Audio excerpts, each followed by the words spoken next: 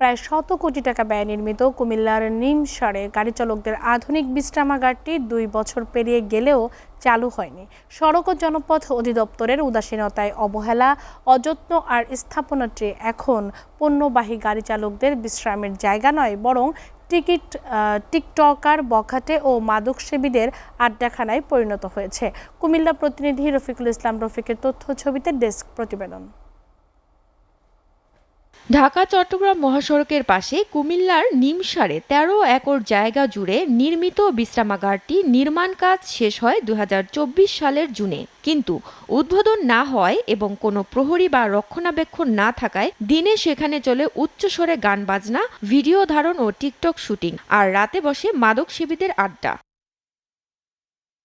২০১৯ সালে সড়ক ও জনপথ বিভাগ ৪টি মহাসড়কের চালকদের বিশ্রামাগার নির্মাণের উদ্যোগ নেয়। এরই অংশ হিসেবে নিমসারে ১০০ চালকের বিশ্রামের জন্য আধুনিক ভবনটি নির্মিত হয়। সেখানে রয়েছে গোসলখানা, নামাজের স্থান, ঘুমানোর কক্ষ, প্রাথমিক চিকিৎসা কেন্দ্র, ক্যান্টিন, বিনোদনের সুযোগ, ট্রাক পার্কিং ও মেরামতের ওয়ার্কশপ।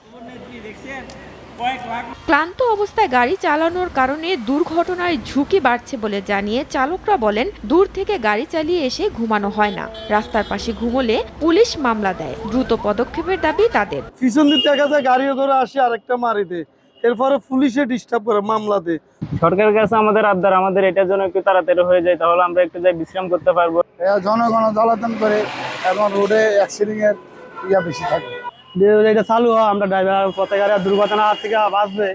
এদিকে কুমিল্লা সড়ক বিভাগের নির্বাহী প্রকৌশলী খন্দকার গোলাম মোস্তফা জানান, এই বিশ্রামাগারটির জন্য ইজারা আহ্বান করা হয়েছে। খুব অচিরে এটা ইজারার মাধ্যমে দায়িত্ব দিয়ে দেওয়া হবে। ইজারা আহ্বান করা হয়েছে এবং সেই ইজারাটা আমরা আজকে রিসিভ করলাম।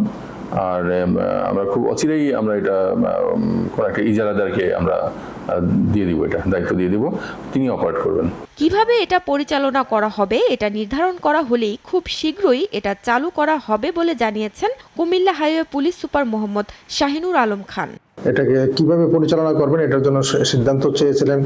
এটা আমি যতদূর জানি, সর্বশেষ এক্সচেঞ্জ সাহেবের সাথে যখন কথা হয়েছিল উনি এটা নিয়ে কাজ করতেছেন আমাকে বললো আর কি। তো এটা পরিচালনা সংক্রান্ত নির্দেশনা পাওয়া সাপেক্ষে আমাকে বলেছিলেন যে আমরা এটা চালু করব। স্থানীয়দের দাবি, সওজের অবহেলা ও দায়িত্বহীনতার কারণেই স্থাপনাটি দিন দিন অচল ও অরক্ষিত হয়ে পড়ছে।